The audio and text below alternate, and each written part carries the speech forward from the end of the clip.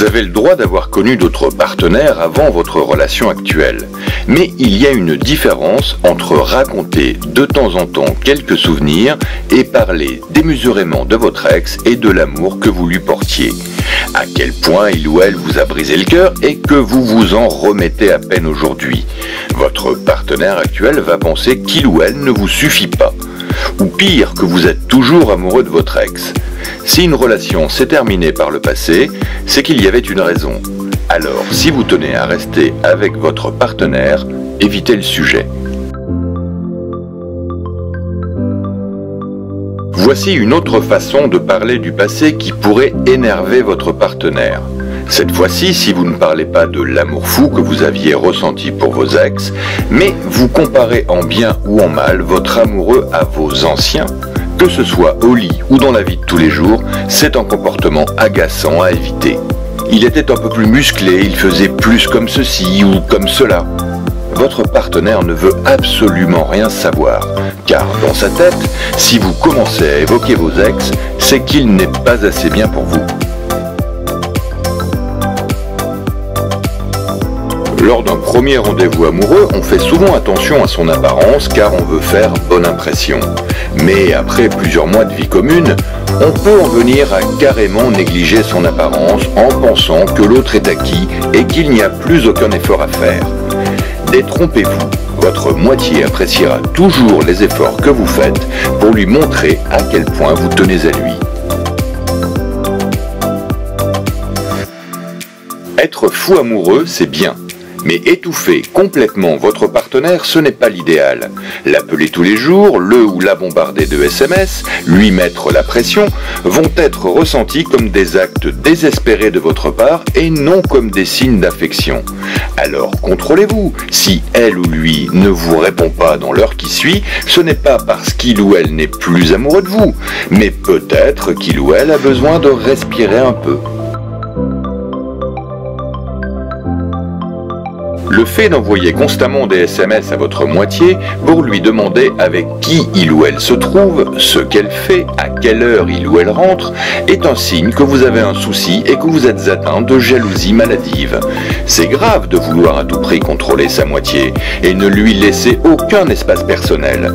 Si vous n'êtes pas capable de faire confiance à votre partenaire et que vous mettez constamment tout en doute, c'est que vous manquez cruellement de confiance en vous.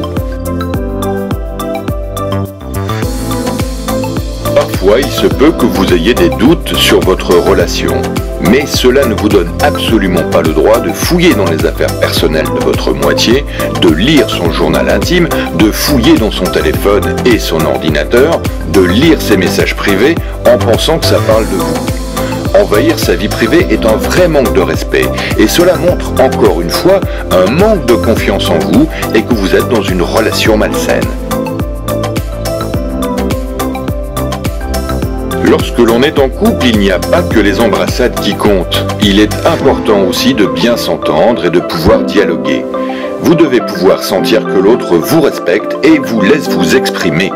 Vous avez le droit d'avoir des opinions contraires, mais être constamment interrompu et rabaissé, contredit et corrigé par votre moitié qui croit savoir mieux que vous et détenir la vérité, ce n'est pas tout à fait à votre avantage. Comme dans la vie de tous les jours, il faut aussi qu'il y ait un équilibre au lit.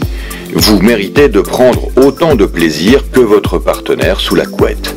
Il n'y a aucune raison pour que vous vous concentriez uniquement sur son plaisir.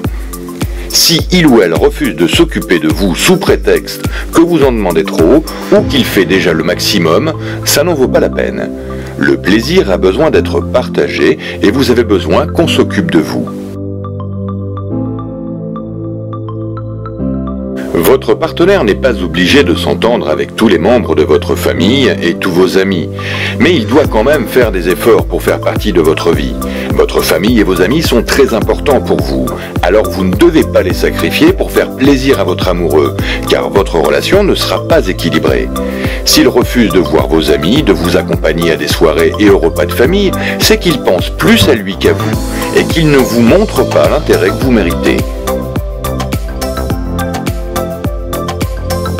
La violence physique, verbale et psychologique sont des actes graves qui ne devraient jamais être acceptés sous aucun prétexte.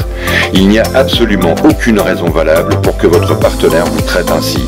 Même en colère, votre partenaire ne devrait jamais lever la main sur vous ou vous insulter. Si c'est le cas, fuyez.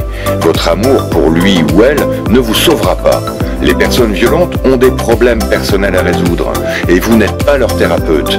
Cela peut être très difficile à admettre quand on est sous la coupe de quelqu'un. Alors, si c'est le cas, n'hésitez pas à demander de l'aide autour de vous ou à consulter.